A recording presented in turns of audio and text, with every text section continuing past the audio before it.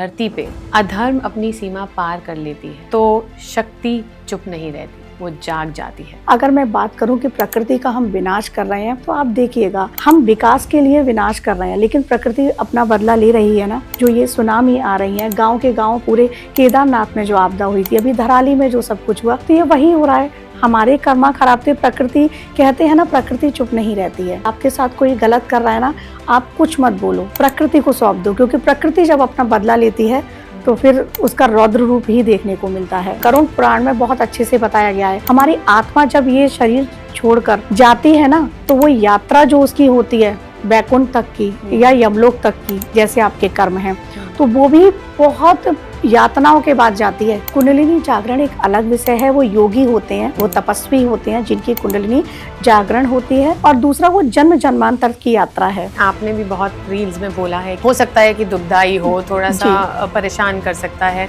तो क्या ये सिर्फ इंडिया के लिए है या बाकी देशों के लिए भी? नहीं, ये ऑल ओवर वर्ल्ड की बात हो रही है, सभी जगह के लिए है। 2026 में वर्ल्ड वार भी हो सकता है। ये भी सुनने में आ रहा है 2026 में वेस्टर्न कल्चर के हिसाब से एक बहुत स्ट्रॉन्ग पोर्टल ओपन होने वाला है, जब कॉस्मिक एनर्जीज बहुत स्ट्रॉन्ग होंगी। ऐसे ही हिंदू धर्म के हिसाब से क्या शुभ समय आने वाला है जिसमें अगर आप प्रेयर करते हैं, साधना करते हैं, तो वो आपके लिए अच्छा समय भी लाए? हेलो एवरीवन, मैं हूं Gurpreet and I would like to welcome you to yet another amazing episode of my podcast beautifully candid with Gurpreet #keeping_it_real। दोस्तों, शास्त्रों में कहा गया है कि जब धरती पे अधर्म अपनी सीमा पार कर लेती है तो शक्ति चुप नहीं रहती, वो जाग जाती है। आज का एपिसोड सिर्फ पॉडकास्ट नहीं है, ये एक यात्रा है, कर्म से शक्ति तक की, तंत्र से मंत्र तक की। और इसी पे बात करने के लिए आज मैं अपने साथ ले आई हूँ एस्ट्रो शिवांगी निर्भया जी को, जो कि सिर्फ एक एस्ट्रोलॉजर नहीं है, वो एक कार्मिक हीलर हैं, ऑकल्ट प्रैक्टिशनर हैं, वास्तु स्पेशलिस्ट भी हैं और स्पिरिचुअल कोच भी। Radhe Radhe ma'am, welcome to. Radhe Radhe, जय मां ललिता। कैसे हैं मैम आप? बहुत अच्छी। मैम, स्टार्ट करते हैं कर्मों से ही, क्योंकि हम देख रहे हैं आजकल कर्म काफ़ी बुरे होते जा रहे हैं लोगों पर। बेजुबानों को मारा जा रहा है, पहाड़ों को काटा जा रहा है, जो भगवान की ही सृष्टि है। इसके बारे में आपका क्या कहना है? कर्मों की अगर बात करूं तो कर्म हमारी जो होते हैं 3 प्रकार के होते हैं, संचित, प्रारब्ध और क्रियामाण। तो जो हमारे संचित कर्म, पास्ट लाइफ के जो कर्मा होते हैं, वो संचित और वो प्रारब्ध बनकर इस जन्म में हमें भुगतने पड़ते हैं। क्रियामाण कर्म होते हैं जो अभी हम कर रहे हैं। कर्मों के कहते हैं ना कि कर्म आपका पीछा नहीं छोड़ते हैं, कर्म आपको नहीं भूलते हैं, वो ढूंढ ही लेते हैं। इसीलिए बहुत सारे लोग कहते हैं कि मैं अपनी लाइफ में सब कुछ अच्छा कर रहा हूँ और बहुत अच्छे से चल रहा हूँ, लेकिन मेरी ज़िंदगी तो बहुत ज़्यादा परेशानी में जा रही है। तो ये उसके पास्ट लाइफ के सारे कर्मा हैं जो उसको भुगतने हो रहे हैं। और जब आपने पास्ट लाइफ के कर्मा, जैसे ही वो अकाउंट क्लोज होता है, वैसे ही इस लाइफ के जो अच्छे कर्मा हैं वो सामने आने लगते हैं। अगर मैं बात करूं कि प्रकृति का हम विनाश कर रहे हैं, तो आप देखिएगा, हम विकास के लिए विनाश कर रहे हैं लेकिन प्रकृति अपना बदला ले रही है ना। जो ये सुनामी आ रही है, गांव के गांव पूरे केदारनाथ में जो आपदा हुई थी, अभी धराली में जो सब कुछ हुआ, तो ये वही हो रहा है। हमारे कर्मा खराब थे। प्रकृति कहते हैं ना, प्रकृति चुप नहीं रहती है। आपके साथ एक कहावत भी है कि आपके साथ कोई गलत कर रहा है ना, आप कुछ मत बोलो, प्रकृति को सौंप दो, क्योंकि प्रकृति जब अपना बदला लेती है तो फिर उसका रौद्र रूप ही देखने को मिलता है। और कर्मा को सही रखना बहुत जरूरी है। कर्म के सिद्धांत होते हैं, उन सिद्धांतों पे चलना बहुत जरूरी है। आजकल आपने जैसे कहा बेजुबानों को, तो उनके अंदर भी ईश्वर है ना। हम ईश्वर को तो मान रहे हैं, लेकिन एक अगर हमें रोड साइड कोई डॉग दिख गया तो उसको हम भगा देते हैं। ईश्वर तो सभी में निवास कर रहा है ना। बेजुबान हमसे ज्यादा समझदार होते हैं। कभी भी देखना, जो एनिमल होते हैं वो अनकंडीशनल लव करना जानते हैं और हम इंसान नहीं जानते हैं। तो हम अपने कर्मा ऐसे कभी खराब नहीं करने चाहिए हमको कि हम उनको परेशान कर रहे हैं या हम प्रकृति पेड़ काटे जा रहे हैं। विकास तो हो रहा है, नो डाउट डेवलपमेंट हो रहा है, लेकिन वही विनाश की तरफ भी हम बढ़ रहे हैं। जी, तो मैम, लेकिन देखा गया है कि ये जो डिसीजंस हैं, विनाशकारी डिसीजंस, ये लोग वो ले रहे हैं जो किसी एक ओहदे पे बैठे हैं। उनको शायद इससे कोई फर्क नहीं पड़ेगा, वो जगह बदल के दूसरी पे चले जाएंगे, लेकिन जो भुगतेंगे वो है आम लोग। तो क्या आम लोगों के कर्म इतने बुरे हैं कि वो ये सब सह रहे हैं? नहीं, आम लोगों के कर्म बुरे नहीं है, ये तो सारा कुछ प्रकृति ने, कहते हैं ना कि सब कुछ निर्धारित है, पूर्व निर्धारित है, तो ये सब कुछ निर्धारित है। अब कलयुग चल रहा है ना, कलयुग के 5000 वर्ष व्यतीत हो चुके हैं, तो ये सारी चीजें अभी कलयुग कहा जाता है कि पैदल पैदल चलना स्टार्ट हुआ है। तो जैसे जैसे कलयुग का समय बढ़ेगा ये सारी चीजें और देखने को मिलेंगी। और विनाश क्या है? विनाश वही है, विनाश होगा वहीं से सृष्टि वापस सृजन करती है। अगर कोई गांव तबाह हुआ तो वापस वहीं सृजन होगा ना। तो ये कर्मा हम अपने खराब कर रहे हैं। और कर्मों के बारे में तो ना गरुड़ पुराण में बहुत अच्छे से बताया गया है। हमारी आत्मा जब ये शरीर छोड़कर जाती है ना, तो वो यात्रा जो उसकी होती है वैकुंठ तक की या यमलोक तक की, जैसे आपके कर्म हैं, तो वो भी बहुत यातनाओं के बाद जाती है। आपके कर्म खराब हैं तो शायद आपने देखा हो कहीं किसी सीरियल में, या दिखाया गया है बहुत से पौराणिक सीरियल में, कि वो खौलता हुआ तेल है, उसमें डुबो दी आत्मा, कोड़े मारे जा रहे हैं। तो ये सब कर्मों का विधान है। उसमें सभी बताया गया है कि आप किसी बेजुबान को अगर दुखी करते हैं, उनका हृदय दुखाते हैं, तब आपको किस कर्म का फल मिलेगा। अगर आप व्यभिचार करते हैं तब आपको किसका फल मिलेगा। आप किसी के, कहते हैं ना कि जाने अनजाने भी किसी को दुख मत पहुंचाओ, क्योंकि उसका कर्मफल मिलता है, कर्मफल जरूर मिलता है। ये एक फल है ना, जैसे यहाँ पर सबको बताना चाहती हूँ, हम जैसा बीज बोते हैं वैसा ही पेड़ तैयार होता है। तो यही कर्मों का है। अच्छे कर्म का बीज अगर हम लगाएंगे तो हमारे कर्मा को, कहते हैं ना, कर्मा को बैलेंस कैसे रखें। वो पौधा जो हमने लगाया अपने अच्छे कर्मों का, सत्कर्मों का, वही बढ़ के बड़ा वृक्ष तैयार हो रहा है। और अगर आपने गलत किए तो उसका भी पौधा वही तैयार हो रहा है। जी मैम। तो क्या हम अपने कर्मों को हील कर सकते हैं? हाँ, बिल्कुल किए जा सकते हैं। अब मैं हमेशा बात करती हूँ गुरप्रीत जी अपने पॉडकास्ट में कि आध्यात्मिक यात्रा शुरू करो, अपनी आध्यात्मिक जर्नी। इसका मतलब संन्यास लेना बिल्कुल नहीं होता है, ये माइंडसेट है। तो उसका स्पेसिफिक अगर मैं बताऊं तो उसका रीज़न यही है कि जाने अनजाने, मेरे से भी चींटियों का कहीं जाने अनजाने हो जा रहा है ना, तो उसके लिए क्या है, माफ़ी मांगना शुरू करो। सबसे पहले आपसे गलती जाने हो रही है, अनजाने हो रही है, या आपको बिल्कुल कभी कई बार है हमें पता ही नहीं है। मॉर्निंग में उठते ही आप सबसे पहले माफ़ी मांगो ईश्वर से कि मुझसे कुछ भी गलती हुई है उसके लिए मुझे माफ़ करो। ईश्वर के लिए धन्यवाद आप दें। ये कर्म है जो हम अपने सुधार रहे हैं, है ना। हमारी 3 शक्ति बताई गई हैं, क्रिया शक्ति, इच्छा शक्ति, ज्ञान शक्ति। तो ये हमारी क्रिया शक्ति में आते हैं हमारे कर्म जो हैं।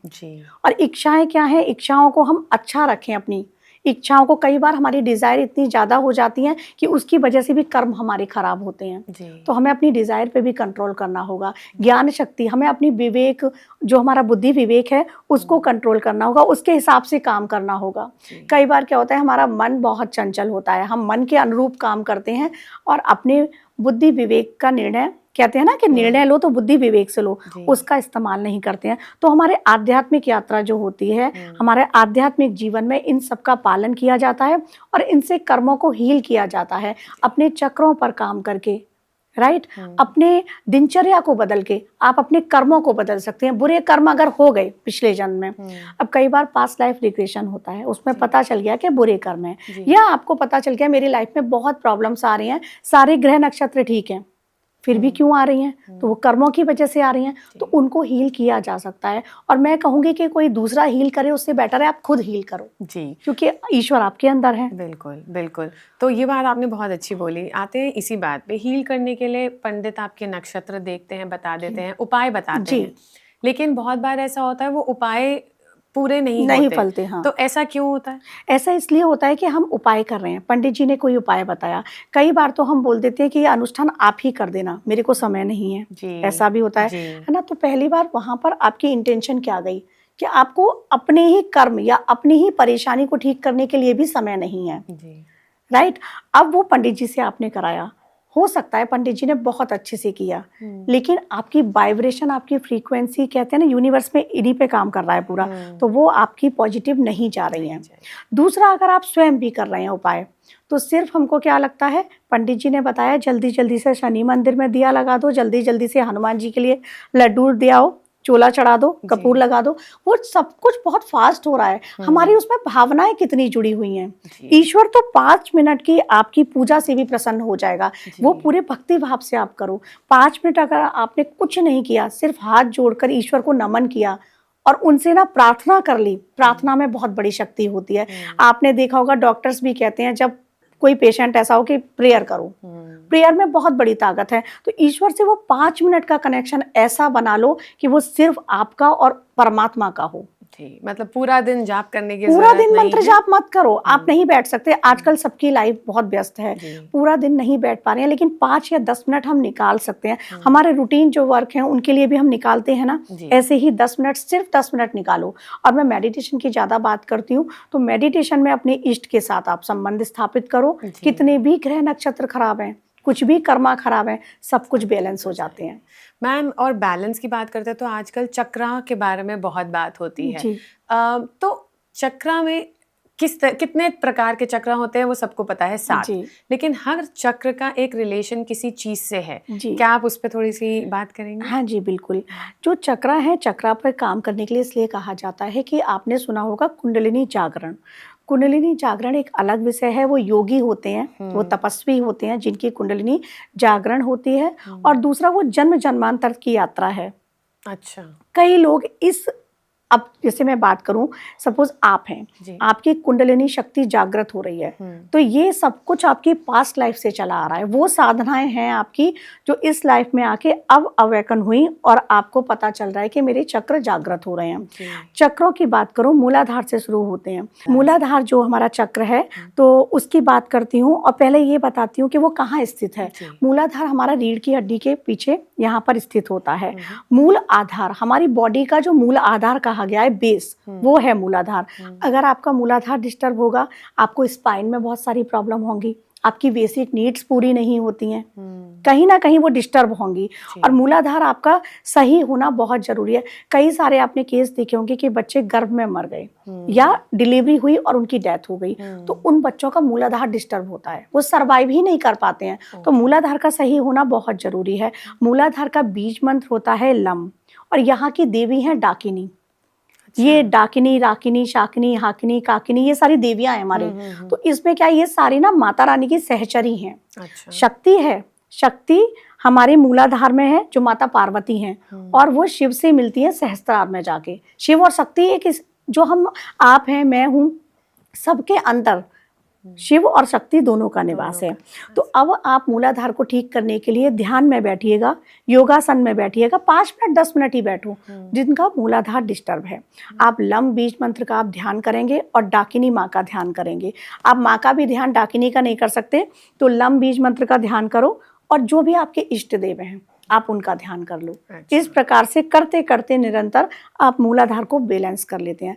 अब स्वादिष्ठान हो गया। स्वादिष्ठान जो होता है वो हमारे प्राइवेट पार्ट से थोड़ा ऊपर होता है स्वादिष्ठान। तो स्वादिष्ठान जो हमारा चक्र है, अगर ये डिस्टर्ब है तो यहाँ से हमारी डिजायर बहुत ज़्यादा डिस्टर्ब होती हैं। अच्छा। एक्टिवेट होने पे डिजायर आपकी बहुत ज़्यादा होंगी, लेकिन लाइफ कंट्रोल होगी।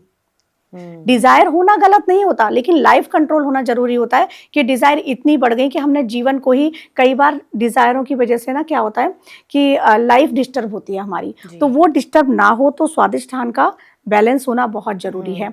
यहाँ का जो बीज मंत्र होता है वो वम है।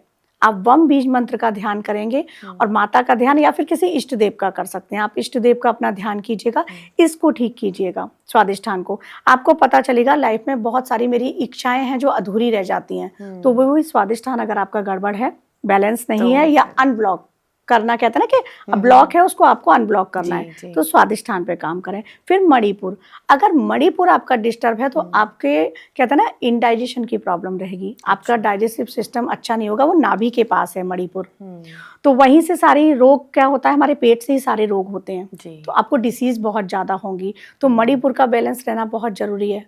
वहाँ का भी बीज मंत्र है रम। आप बीज मंत्रों का भी ध्यान नहीं कर पाए तो मैं कहती हूँ सिर्फ आप चक्र पे ध्यान करते हुए एक ट्रायंगल बनाएं और ट्रायंगल में माता का ध्यान करें, और अगर आपके जो भी इष्ट देव हैं आप उनका ध्यान करते रहिए।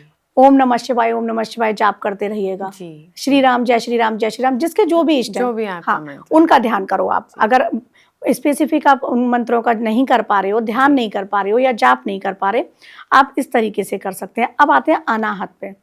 जो अनाहत चक्र है, हर्ट चक्र, ये बहुत ही प्यारा चक्र है। और आपने सुना होगा दिल के लिए जो लाइन आपने सुनी होगी, दिल बच्चा दिल पागल, इस तरह की सुनी हुई है, लेकिन ऐसा नहीं है। ये बहुत करुणा वाला, अगर आपका अनाहत खुला हुआ है तो आप बहुत करुणावान होंगे। आप बहुत ही किसी भी जीव के लिए ना आपके मन में ऐसा विचार तो आ ही नहीं सकता कि इसको मैं यहाँ से हटा भी दूं। तो अनाहत का खुलना बहुत जरूरी है, क्योंकि जब हमारा हृदय इस तरह से उदारता से होगा, सहानुभूति वाला होगा, सबके लिए प्रेम करने वाला होगा, तो फिर वहां पर तो सब कुछ ठीक हो जाता है। कहते हैं ना, प्रेम से और करुणा से सारी चीजों को ठीक किया जा सकता है। तो अनाहत अगर आपका ब्लॉक है तो आप बहुत ज्यादा जो हम बोलते हैं ना कि निर्दयी व्यक्ति, कि जानवरों को भी मार रहे हैं, इंसानों को भी नहीं सोच रहे हैं। अब आपने देखा होगा कई बार ऑफिस में पॉलिटिक्स होती है, तो जितने लोग पॉलिटिक्स करते हैं या फैमिली में पॉलिटिक्स होती है या सोसाइटी में, उनका अनाहत ब्लॉक होता है, क्योंकि उनके इमोशन नहीं होते ना और उनको पता ही नहीं होता हम क्या कर रहे हैं। तो अनाहत खोलने के लिए भी वहाँ का बीज मंत्र है, यम बीज मंत्र, वो कीजिएगा या इष्ट देव का ध्यान कीजिएगा। फिर आती हूँ मैं विशुद्धि। विशुद्धि होता है यहाँ पर थ्रोट चक्र। तो अगर विशुद्धि आपका एक्टिवेट हो गया तो आपकी वाणी सिद्धि होती है, आप जो भी बोलते हैं वो बातें सच होती हैं। और हाँ, बच्चों में आप बचपन से ही पहचान सकते हैं। जैसे जो बच्चे होते हैं उनका स्वादिष्टान और विशुद्धि दोनों अगर ओपन है तो वो क्रिएटिव होंगे बच्चे। ड्राइंग बहुत अच्छी होगी, क्रिकेटर होंगे, डांसर होंगे। अगर ऐसे बच्चे आपके हैं तो आप समझ जाइएगा इनका विशुद्धि खुला हुआ है और इस पे काम करना है हमको, तो और ताकि खुल जाए और वो सक्सेसफुल हो जाए। तो विशुद्धि का भी बीज मंत्र है, आप बीज मंत्र कीजिएगा। अदरवाइज माता सरस्वती का ध्यान करते हुए, यहाँ स्पेसिफिक बताऊंगी क्योंकि उनकी कृपा जरूरी है वाणी पर जी। और एंग बीज मंत्र है माता का, ध्यान करते हुए विशुद्धि पर ध्यान कीजिएगा। अब इसी तरीके से आगे बढ़ेंगे थर्ड आई। तो थर्ड आई का मतलब है जिनकी थर्ड आई ओपन हो जाती है तो वो कहते हैं ना पास्ट प्रेजेंट फ्यूचर सब कुछ बताने लग जाते हैं, क्योंकि यहाँ से दिखता है। ध्यान की जो अवस्थाएं हैं उसमें अष्टांग योग है एक, गुरप्रीत जी, अष्टांग योग का पालन करना भी बहुत जरूरी है चक्रों के लिए। अष्टांग योग में यम, नियम, प्रत्याहार, आसन, प्राणायाम, ध्यान, धारणा और ये समाधि, ये सारी चीजें हैं। यम क्या होता है? बुराइयों का त्याग जी। अगर चक्रों की बात करूं तो यहाँ पर आपको बुराइयों का त्याग करना पड़ेगा, तब चक्र ओपन होंगे। नियम पे चलना होगा कि डेली एक नियम को फॉलो करना है। प्रत्याहार का मतलब है कि अगर मेरा अभी कॉफी पीने का मन है तो मैं अभी नहीं पीऊं, 1 घंटे बाद पी लूं। अभी मेरा स्वीट्स खाने का मन है तो अभी ना खाऊं, बाद में खा लूं। वो चीज उस टाइम के लिए, जब बहुत मन हो रहा है उस टाइम के लिए छोड़िएगा आप। तो ये प्रत्याहार है। आपको इंद्रियों पे कंट्रोल करना आ जाएगा ना, आना चाहिए। तो वो हाँ, इसी तरीके से आसन होते हैं। ये जो मैं बता रही हूँ आपको, आसन में बैठना है, सिद्धासन होता है। तो एक पैर आप लगाएंगे अपने, जो हमारा प्राइवेट पार्ट होता है, एक पैर की एड़ी वहां पर आएगी, दूसरा पैर जो है वो हमारे पैर के ऊपर आएगा। ये सिद्धासन है। इसमें बैठकर आप ध्यान करेंगे, तब आपका प्रभावी होगा।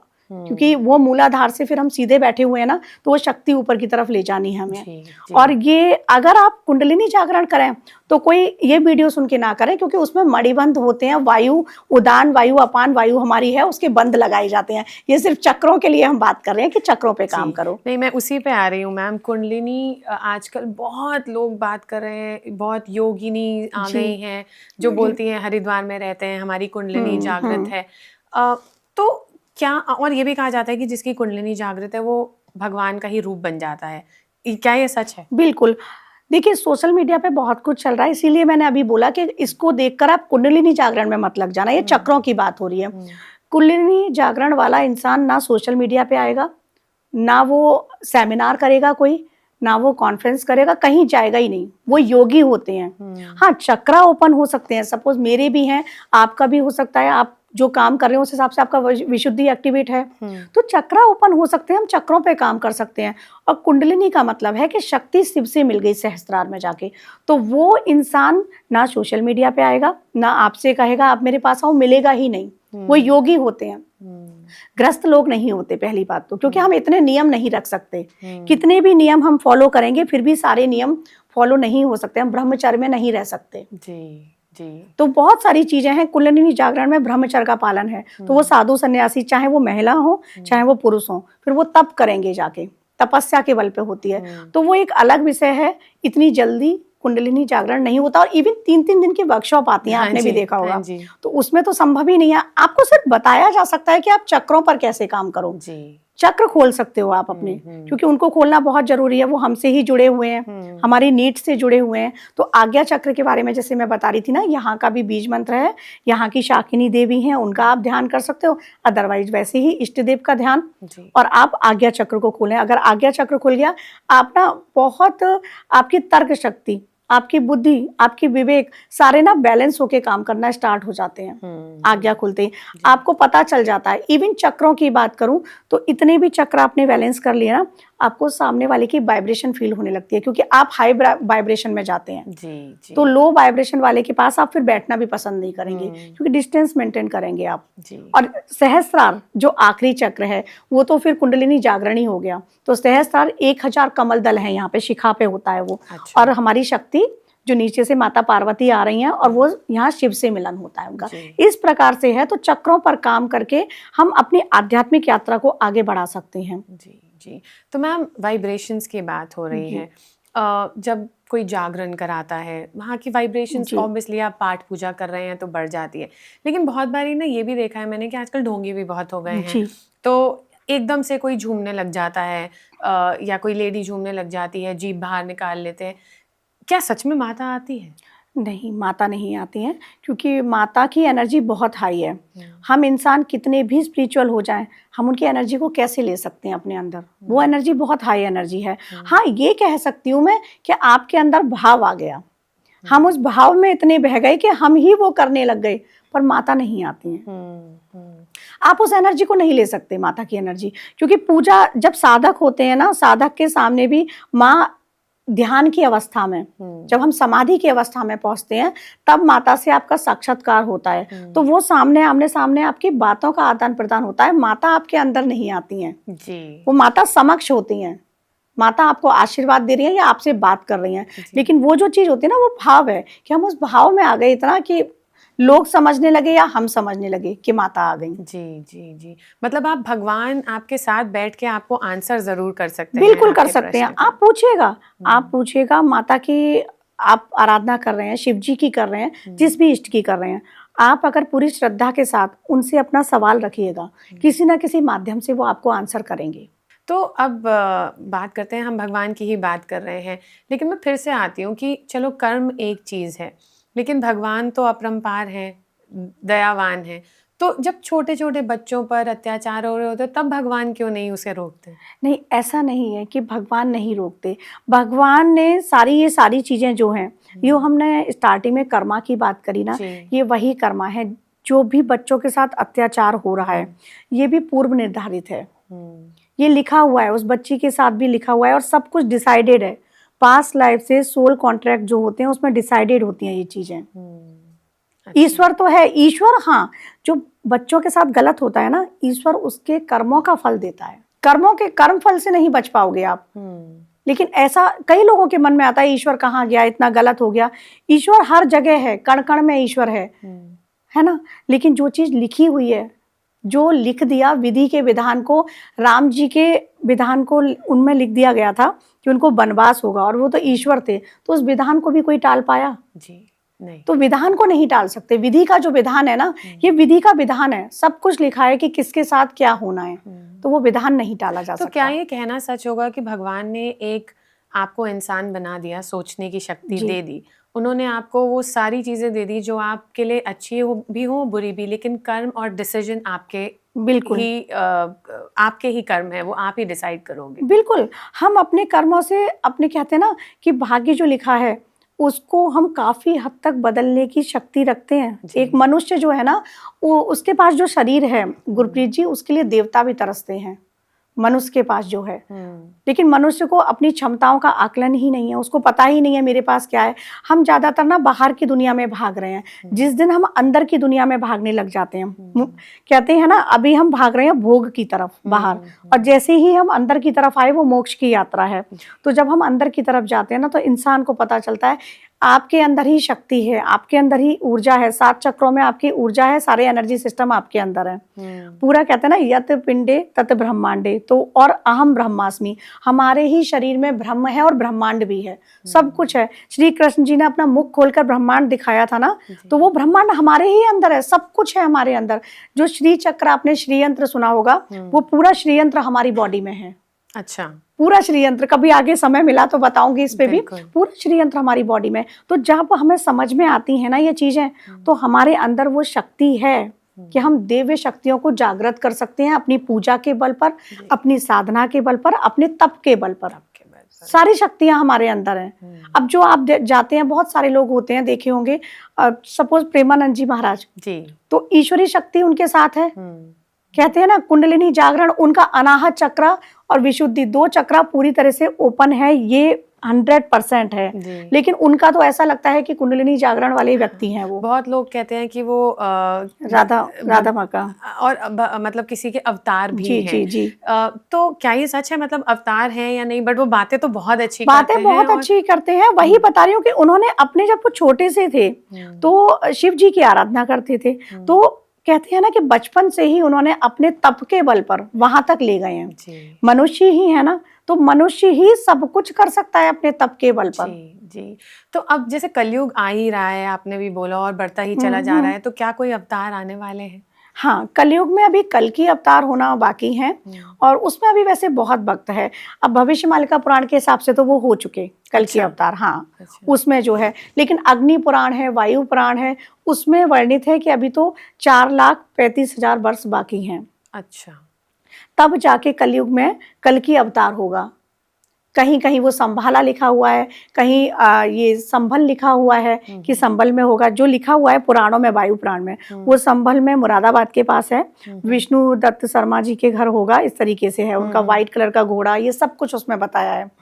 तो उनकी जो तलवार होगी वो नंदिकी नाम होगा, पद्मा जी उनकी पत्नी होंगी, जैसे कृष्ण राधा और सीताराम जी थे, इस तरीके से। तो उसमें अभी बाकी है, और वो भी तभी होगा। कहते हैं ना कि जब जब धर्म की हानि होती है, श्री कृष्ण जी ने कहा है ना, तब तब मैं आता हूँ पुनः स्थापना करने। लेकिन हाँ, अभी चेतना बदलेगी, कल की चेतना बदलेगी। 2020 से ग्रह दशाएं भी ऐसी चल रही हैं, और ये 2029 तक का समय जा रहा है। अच्छा, तो ये समय में ना, अभी 2026, अब 25 में देखिए बहुत कुछ हुआ है, 26 में और ज्यादा चीजें बदलेंगी। तो 29 तक जाकर कल की चेतना जागृत होगी, एक शिफ्टिंग होगी। उस शिफ्टिंग में सब कुछ बदलेगा।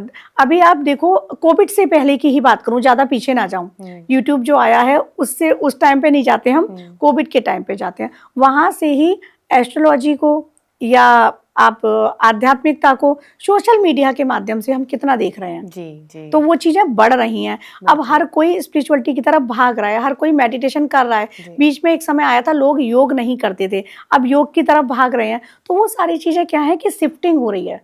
5,000 साल जैसे ही पूरे होते हैं किसी भी युग के, तब एक चेंज होता है। तो ये युग परिवर्तन हो रहा है, युग परिवर्तन का समय है ये। जी। तो मैम 2026 के बारे में आपने भी बहुत रील्स में बोला है कि थोड़ा हो सकता है कि दुखदाई हो, थोड़ा सा परेशान कर सकता है। तो क्या ये सिर्फ इंडिया के लिए है या बाकी देशों के लिए भी? नहीं, ये ऑल ओवर वर्ल्ड की बात हो रही है, सभी जगह के लिए है। 2026 में वर्ल्ड वार भी हो सकता है, चांसेस हैं। हाँ, और भारत के लिए ठीक ठीक समय जाएगा, पर युद्ध छिड़ सकता है भारत पाकिस्तान। अच्छा, उसकी संभावनाएं हैं। और मोदी जी का स्वास्थ्य जैसे गड़बड़ हो सकता है इस साल। और ये 2026 में ना एक स्टार्टिंग का जो फेज जाएगा जनवरी से मार्च तक का, इस बीच ना अग्निकांड होंगे, दुर्घटनाएं होंगी। अच्छा, फिर दूसरा फेज आएगा जून से, मई और जून वाला, वहां पर कोई अटैक हो सकते हैं, टेररिस्ट। वो टाइम पीरियड 12 जुलाई से 27 अगस्त तक का समय जाएगा, जहां पर सूर्य चंद्रमा की ऐसी युति बन रही है शनि के पुख्य नक्षत्र में। तो वो टाइम पर बाढ़ आपदाएं और अग्निकांड फिर से होंगे, सुनामी आ सकती है उस टाइम पर। अच्छा। वो भारत में भी आ सकती है, बाहर भी कहीं आ सकती है, पर सुनामी आएगी। वो टाइम पीरियड ऐसा होगा। दिसंबर में जाके राहु केतु का गोचर चेंज होगा, तब क्या होगा कि एक ड्रास्टिक चेंज देखोगे इंडिया के लिए आप। अच्छा, तो अब क्या करें इससे बचने के लिए? ऐसे कौन से, मतलब उपाय तो जैसे कि सब बताते हैं, लेकिन वो हर कोई कर भी नहीं पाता। तो ऐसी क्या चीजें करें 2026 में कि अपने आप को और अपने परिवार को सेफ रख सके? यहाँ पर सबसे पहले सबसे कहूँगी कि अपनी स्पिरिचुअल जर्नी स्टार्ट करो। स्पिरिचुअल जर्नी का मतलब है माइंडसेट अपना ठीक करो, है ना। सभी की लाइफ में डिप्रेशन है, परेशानियां, हर कोई किसी की लाइफ में किसी ना किसी तरीके से। तो अगर आपकी लाइफ में बहुत ज़्यादा परेशानियां चल रही हैं, डे की स्टार्टिंग जैसे मैंने कहा ना, ईश्वर को ग्रेटिट्यूड करो, है ना, धन्यवाद दो उसे नए दिन के लिए, सॉरी बोलो अपनी जो भी गलतियां हैं, आपने या मैंने किसी के साथ गलत कर दिया। अब क्या होता है, हमारा ईगो डाउन नहीं होने देता हमें कि हम सॉरी बोलें। मत बोलो, मत करो। वैसे तो अहंकार का त्याग कर दो, सबसे अच्छी बात है, पर अगर नहीं कर रहे हो, ये आपकी पर्सनल चॉइस है, तो ईश्वर के समक्ष जाके माफी मांग लो। उस इंसान से नहीं मांग पा रहे हो तो आपको पता है, हमको पता होता है कि हमने गलत किया है, ईश्वर से आप समक्ष जाके माफी मांगें। दूसरी चीज क्या है कि आप माँ भगवती की साधना जरूर करें, क्योंकि आने वाला समय सही नहीं है। और हर किसी फील्ड में सक्सेस होने के लिए, या हमें खुद की बॉडी के लिए भी कहूँ, तो शक्ति की बहुत जरूरत है। हमारी एनर्जी डाउन होगी, हम उठ नहीं पाते, मन करता है लेटे रहो, तो शक्ति की बहुत जरूरत है। और शक्ति को जब आप अपने साथ धारण करते हैं, माता की आराधना में होते हैं, तो शक्ति आपके साथ आती है। अगर आपको बहुत ज़्यादा भय लगता है, डर लगता है बच्चों को या आपको, आप दुर्गा जी के 32 नाम का पाठ कर सकते हैं।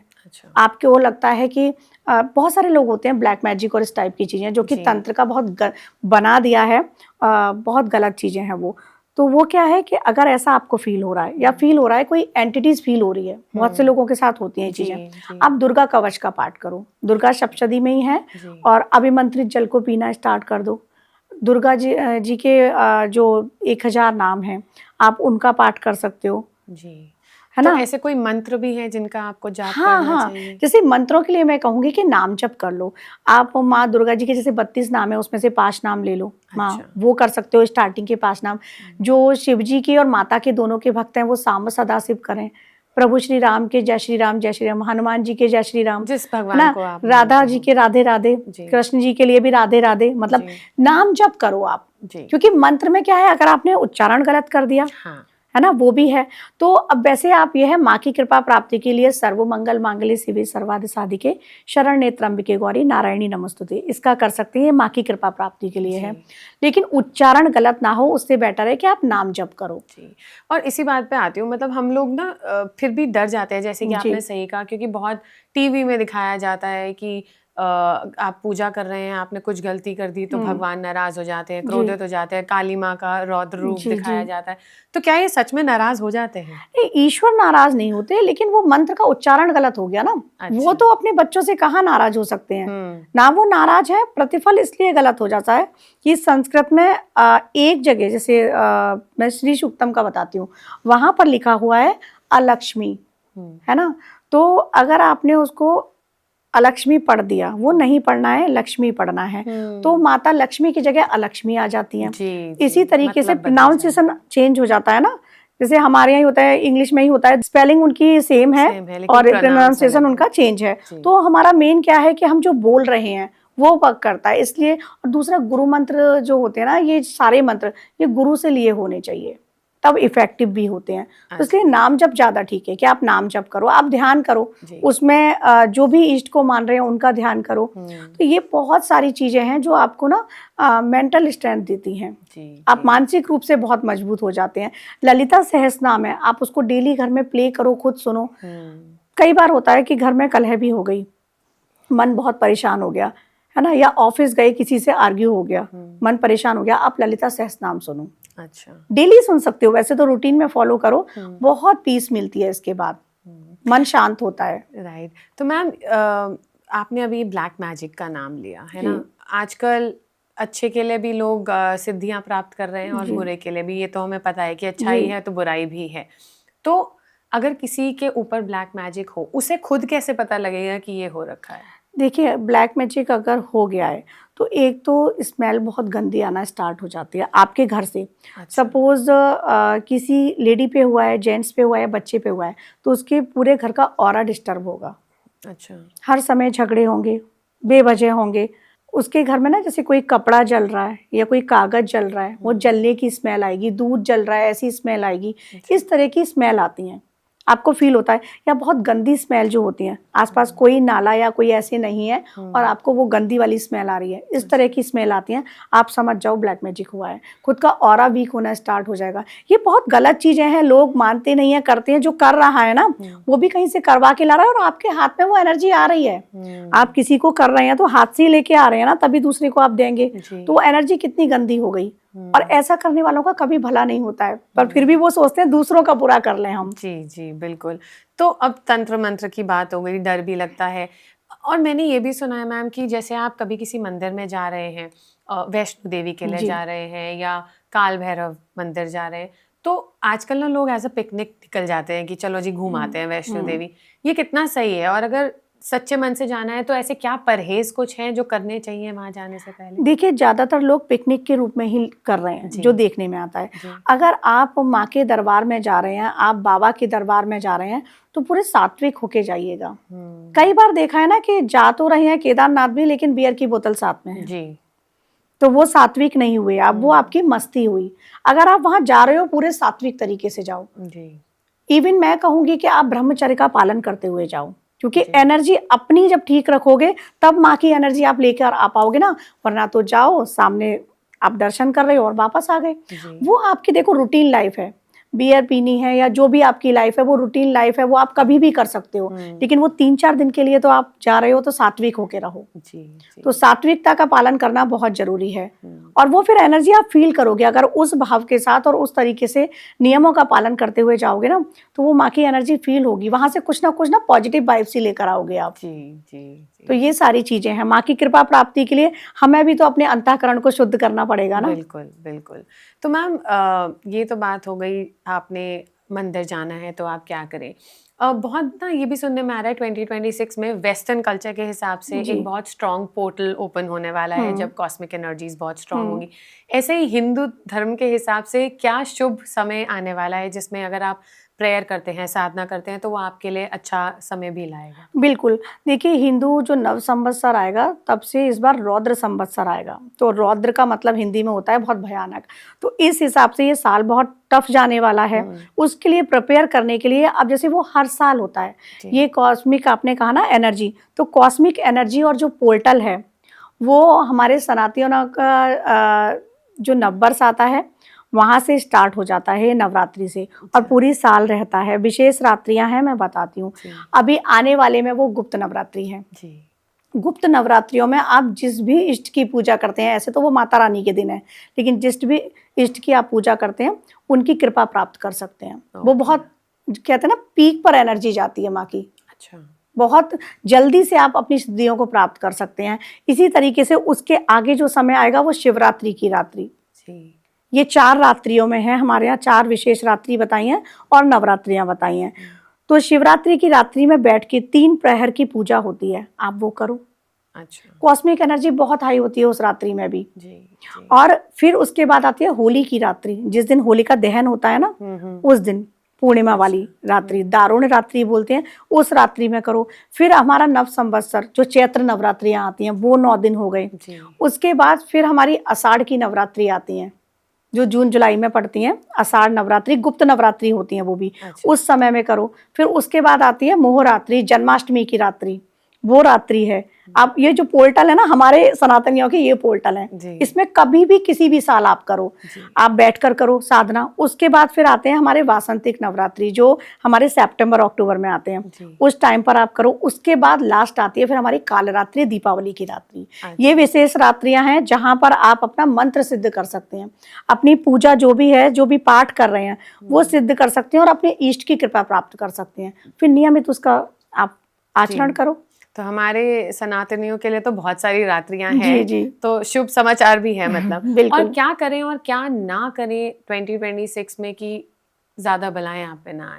देखिए, समय बहुत खराब है, तो सबसे पहले जो हमने शुरुआत करी ना वहीं से करते हैं कि अपने कर्मों को सुंदर रखना है। जी। कोशिश करो कि हम किसी का दिल अपनी वजह से ना दुखाएं, और अगर दुख भी गया है तो फिर माफी मांग लो। तो कर्मों को सुंदर रखो, कर्मों को बैलेंस रखना है। ईश्वर की शरण में चाहे 5 मिनट के लिए जाओ, जरूर जाओ, क्योंकि वही है। और सबसे ज्यादा स्वयं पर काम करो।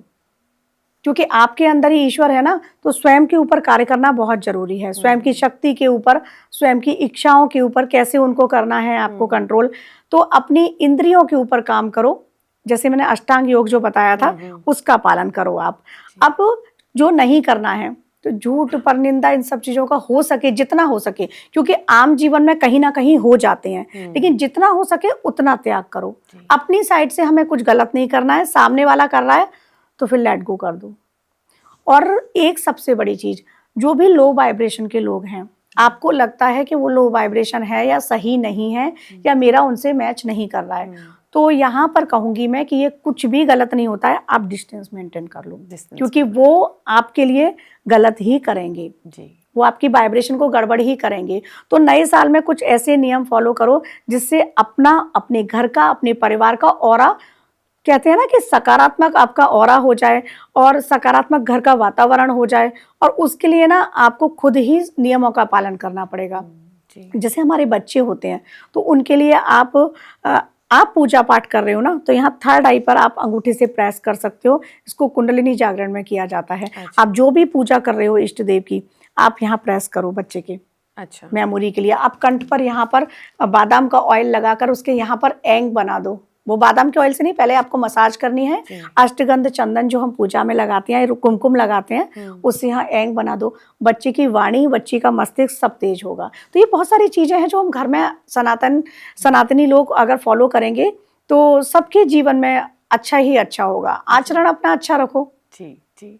और मैम, तिलक कौन से कलर का लगाना चाहिए बच्चों को? तिलक बच्चों को आप चंदन का, अष्टगंध का लगा दो। हाँ, कुमकुम का लगा सकते हो, बिल्कुल कुमकुम और अष्टगंध के चंदन का लगा सकते हो जी। दोनों ही अच्छे हैं बच्चे के लिए। नजर से बचाने के लिए क्या करना? हाँ, नजर से बचाने के लिए ना बच्चे को सबसे आसान उपाय है, आप फिटकरी से नजर उतारो। अच्छा, उससे बच्चा क्या होता है ना, नजर से भी, और जो हमारी नेगेटिव एनर्जी होती है हर जगह है, पॉजिटिव है नेगेटिव भी है, बच्चा बहुत जल्दी उसका ऑरा उसके इम्पैक्ट में आता है। तो जब भी आपको लगे बच्चा रो रहा है या परेशान है, नजर लगी है, तो आप उसकी ना फिटकरी से नजर उतार दो। लेकिन वो फिटकरी या तो घर से बाहर जलाओगे या जो नाले होते हैं उसमें घर से बाहर आप डाल दो। अच्छा, मतलब घर की नाली में नहीं, घर की नाली में नहीं, घर के फ्लश में आपको फ्लश नहीं करना, बाहर डालना है। ठीक है, ये कर सकते हैं आप। ठीक है मैम, एक और बात मैं आपसे पूछना चाहती हूँ। आजकल माँ कामाख्या देवी के बारे में बहुत बात हो रही है, फिर I think it's a feminine energy जी। तो इसके बारे में कुछ बताइए, क्योंकि लोग बहुत डरते हैं वहां जाने से, ऐसा क्यों है? देखिए, माँ कामाख्या की जो है काम रूपी कामाख्या है, और जो माता सती के जो अंग गिरे थे, तो वहाँ माँ की योनि गिरी हुई है और वहीं से सृजन होता है। तो वो एनर्जी वहाँ की बहुत हाई है। वहाँ अम्बुबाची पर्व भी होता है, 3 दिन का मेला लगता है। जैसे हम लोगों के पीरियड्स आते हैं, माँ के भी आते हैं 3 दिनों तक। और यहाँ पर एक चीज़ और बताती हूँ कि लोग कहते हैं पीरियड्स में ये मत करो वो मत करो। पीरियड्स में एक लेडी की एनर्जी बहुत हाई होती है। मंदिर जाने के लिए नियम बनाए हैं शास्त्रों में, ठीक है, वो भी हम ही लोगों ने कहीं ना कहीं बनाए थे, लेकिन वेदों में कहीं वर्णित नहीं है कि आप पूजा नहीं कर सकते या आप मंत्र जाप नहीं कर सकते। आप, हाँ, ये है कि मंदिर जाने के लिए नियम है ना, तो आप मंदिर मत जाओ, अलग बैठो, अलग आसन लो। अगर आप पूजा करते हो, अलग माला रखो, आप पूजा पाठ कर सकते हो, क्योंकि माँ के उसी स्वरूप की वहाँ पूजा होती है जी। और एक स्त्री के अंदर भी शक्ति है जी। और सबसे ज्यादा हाई एनर्जी है। आप या मैं पीरियड्स के टाइम अगर कोई मेडिटेशन करे ना, तो हमारी एनर्जी बहुत तेजी से बढ़ेगी। अच्छा, उस टाइम पे हमारी एनर्जी बहुत हाई होती है। अच्छा, तो ये सारी चीजें। अब वहाँ का जो है ना, एक गांव है वहाँ पर पास में, तो वहाँ के बारे में बताया गया है कि वहाँ कुछ ऐसी चीजें होती हैं, ब्लैक मैजिक हो गया या तंत्र, इस तरीके के तंत्र हो गए। तो वो इसलिए वहाँ जाने के लिए मंदिर जाने की मनाही नहीं है, उस गांव में जाने के लिए मना किया गया था। अब तो काफी चेंज हो गया है, वहाँ पर चीजें चेंज हुई हैं, लेकिन ऐसा कहा जाता था कि पेड़ बना देते हैं वहाँ, ऐसे ऐसे तांत्रिक हैं इंसानों को ले जाके। अच्छा। तो इसलिए उस गांव में जाने की मनाही थी आज से 10-12 साल पहले, लेकिन अब तो काफी चेंज हो रही हैं चीजें। अच्छा। पर माँ के दर्शन करने हर किसी को जाना चाहिए। बहुत सारे लोग ऐसे हैं जिनके बहुत सारे काम रुके हुए होते हैं। वहां एक बार आप दर्शन करके आओगे ना, वापस आते आते ही माँ उन कामों को बना देती है। माँ की एनर्जी इतनी हाई है। वहीं पर उमानंद भैरव हैं, ब्रह्मपुत्र नदी पर ही हैं। तो जब भी जो लोग कामाख्या मंदिर जाएं तो उमानंद भैरव के दर्शन जरूर करके आएं। अच्छा, उसका भी बहुत कहते हैं ना सहस्त्र गुना फल मिलता है। जी मैम, ये तो हो रही है बहुत सारी अच्छी अच्छी बातें और काफ़ी डीप टॉपिक है, एक और पॉडकास्ट ज़रूर करना पड़ेगा। लेकिन अब आते हैं मेरे पॉडकास्ट के एक भाग पर जहाँ पर मैं बहुत मिथ्स हैं जिनको बस्ट करना जी पसंद करती हूँ आप लोगों के माध्यम से। जी तो मैं कुछ सेंटेंसेस आपको दूंगी, आप बताइएगा कि ये सच्चाई है या ये गलत है, और अगर गलत है तो सच क्या है वो बता ठीक है, दीजिएगा, ठीक है? बिल्कुल। भगवान को मानने से पहले खुद को समझना ज़रूरी है। सच है, क्योंकि जब आप खुद को नहीं समझेंगे तो ईश्वर को नहीं समझ पाएंगे। ईश्वर आप ही के अंदर है ना, तो पहले खुद को समझो, खुद की जागृति करो, खुद की चेतना की जागृति करो। जब आपकी चेतना की जागृति होगी, आप साक्षी भाव में आ जाएंगे, तब आपकी जो चेतना है वो परम चेतना से जाकर मिलेगी। आप अपने भाग्य को, डेस्टिनी को कुछ कलर्स से बुरा कर सकते हो या अच्छा बना सकते हो, जैसे कि काला रंग आपके लिए बेकार है? देखिए, काला रंग ऐसे अशुभ बोल देते हैं, लेकिन काली तो रात्रि है, काली माँ काली भी हैं और काले महाकाल भी हैं, है ना, काल भैरव बाबा। तो काला रंग स्पेसिफिक आप ऐसे कह दो कि बुरा है तो बुरा नहीं है। संसार में 97% डार्क मैटर ही है, जी, तो काला ऐसे खराब नहीं कह सकते हैं कि आप काला खराब है। ओके। गुप्त नवरात्रि दिखती है नहीं है, महसूस होती है। हाँ, क्योंकि गुप्त रखा गया है इनको, ये तांत्रिकों की साधनाओं के लिए थी। अब आम जनमानस के लिए भी हम बताते हैं तो वो इसलिए क्योंकि कॉस्मिक एनर्जी बहुत हाई है, ये दिखती नहीं है, ये महसूस होती है। इस टाइम पर जो भी पूजा पाठ करेंगे, सिद्धियां करेंगे, वो आपकी जल्दी सिद्ध काम होती हैं। बनाएंगे। 2026 लकी नहीं होगा, लेकिन अगर आप, जैसे कि आपने कहा, अपने कर्म अच्छे रखेंगे और तैयार रहेंगे जी तो वो आपके लिए फिर भी ठीक ठाक रहेगा। बिल्कुल, 2026 में बहुत सारे ग्रह परिवर्तन ऐसे हो रहे हैं, चतुर्ग्रही योग बन रहा है, तो वो क्या हो रहा है ना कि अग्नि तत्व प्रबल हो रहा है, तो बहुत सारी चीज़ें होंगी। लेकिन हाँ, अगर आप अपने कर्मों को सुंदर रखेंगे, आप मेंटली प्रिपेयर हो जाएंगे चीज़ों के लिए, ईश्वर की चरण में चले जाएंगे, तो आपके लिए सारे रास्ते बिल्कुल आसान हो जाएंगे। टोना टोटका सिर्फ बुराई के लिए नहीं, अच्छाई के लिए भी कर सकते हैं। हाँ, टोटका क्या होता है, उपायों को टोटकों से जोड़ दिया जाता है। कई बार ब्लैक मैजिक में टोटका वर्ड होता है ना, उसमें भी यूज होता है। लेकिन ये क्या है, ये छोटी छोटी रेमेडीज होती हैं, इनसे जीवन को ठीक किया जा सकता है। लेकिन सबसे बड़ी चीज है विश्वास, खुद पर विश्वास, ईश्वर पर विश्वास और जिस गुरु ने बताया उस पर विश्वास। जी जी, चलिए मैम, आज का एपिसोड बहुत ही जैसे कि मैंने कहा काफ़ी सोचने वाला है। जी आप अपने कर्मों से अपने जीवन को परिवर्तन कर सकते हैं, ये भी हमें पता चल गया है। हम दोबारा एक पॉडकास्ट ज़रूर करेंगे क्योंकि हमें श्री यंत्र के बारे में बात करनी है। आज जैसे आपने कर्मों की कहा तो यहाँ बताऊंगी, तुलसीदास जी ने भी कहा है कि कर्म प्रधान विश्व रच राखा। मतलब अगर आपने कर्मों को प्रधान रखा और सुंदर रखा तो विश्व को भी आप रच सकते हैं। जी और भगवत गीता में भी श्री कृष्ण ने कहा है, कर्म को ही प्रधानता दी जी है, जी, कर्म योगी है वो। तो कर्म को सबसे सुंदर रखो, और कर्म ही ईश्वर भी है आपके, बिल्कुल। तो ईश्वर आपके अंदर ही है। तो इस तरीके से आप नए साल को ना बहुत सुंदर बना सकते हो। यहाँ व्यूअर्स के लिए कहूंगी कि प्लीज अपने पे काम करो, आप अपने कर्मों पर काम करो, खुद पर काम करो। जी बिल्कुल, और मुझे लगता है हर धर्म यही सिखाता है बिल्कुल, कि हर आपका धर्म यही सिखाता है। कर्म ही सही है, और कर्म सही रहेगा तो आप सही रहेंगे। और बिल्कुल। अगर आप लोगों को मज़ा आया हो या कोई क्वेश्चन हो तो आप कमेंट में ज़रूर लिखिएगा, मैम से हम रिस्पॉन्स करवाने की कोशिश करेंगे। Thank you so much for watching.